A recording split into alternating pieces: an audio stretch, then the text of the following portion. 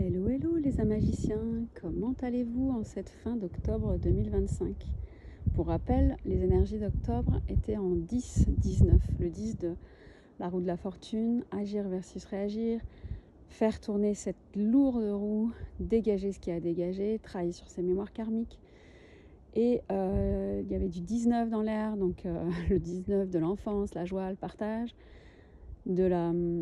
Mais attention à ne pas faire un burn-out, surtout qu'il y avait du 10 d'agir. Donc ça pouvait paraître beaucoup. Je ne sais pas comment vous l'avez vécu. N'hésitez pas à me raconter ce mois d'octobre.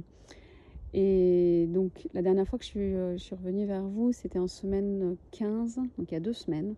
Je vous avais dit qu'il y avait de la puissance de vie dans l'air, mais qu'il fallait faire attention aux manipulateurs.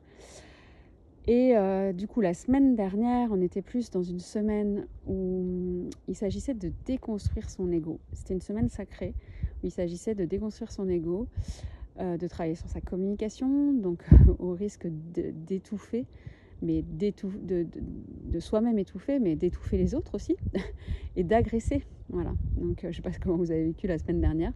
Personnellement, moi, j'ai fait un grand voyage initiatique avec mes 2 enfants. On est parti, on ne connaissait pas la destination, je leur ai dit prenez une valise et vous mettez soit du soleil, soit de la pluie, je ne sais pas, on verra où est-ce qu'on va, on décidera dimanche. Et on est allé vers le sud avec les grues. On a suivi le parcours des grues.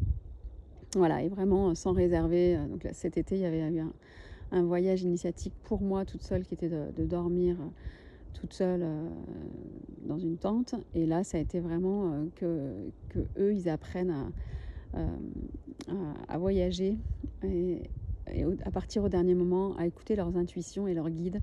Et en fait, c'était assez fantastique parce qu'au final, c'était vraiment leur guide que j'écoutais encore plus que les miens, quoi. Donc voilà, souvent nos grands maîtres, hein, ces enfants. Souvent, quand on vient me voir en me disant j'ai un problème avec mon enfant, ouais, en fait, c'est sûrement plus vous qu'il va falloir travailler, mais voilà. Donc, des fois, l'adulte n'a pas envie et on va passer par l'enfant. Tout ça pour vous dire aussi que ça reste donc une année du 9, comme le voyage, la fin, le bilan. Et du coup, là, on passe dans une semaine donc, qui va finaliser ce mois d'octobre. Une semaine en 8-17. Donc il y a de la justice dans l'air, il y a du tranché, vraiment là.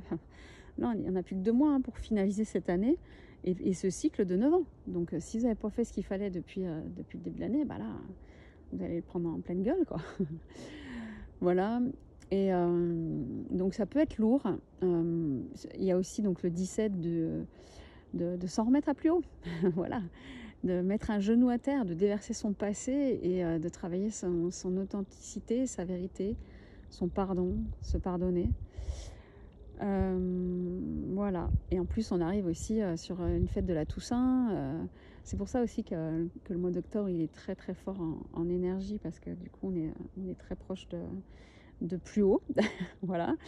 Et on arrive aussi sur le nouvel an des sorcières. Donc voilà. Donc tout un art, tout ça. Et voilà, donc ce qui fait que vous pouvez ressentir des énergies à la fois avoir envie de faire plein de choses, de réaliser vos rêves, et à la fois on nous demande de nous reposer, de nous prélasser, de prendre le temps, d'être dans le lentement mais sûrement, toujours pareil. Voilà, en espérant que ça va pour vous. Si c'est pas le cas, n'oubliez pas que je peux vous accompagner donc avec mes voyages sonores, mes voyages dans le monde des chiffres et mes voyages aussi dans le monde de la bioénergie, donc pour des rééquilibrages de votre corps, d'aller travailler sur vos mémoires karmiques, vos mémoires génétiques, vos mémoires de l'âme, vos mémoires de choc, mémoires émotionnelles, etc. avec tous les différents outils dont je dispose à l'école de l'âme agit. Au plaisir.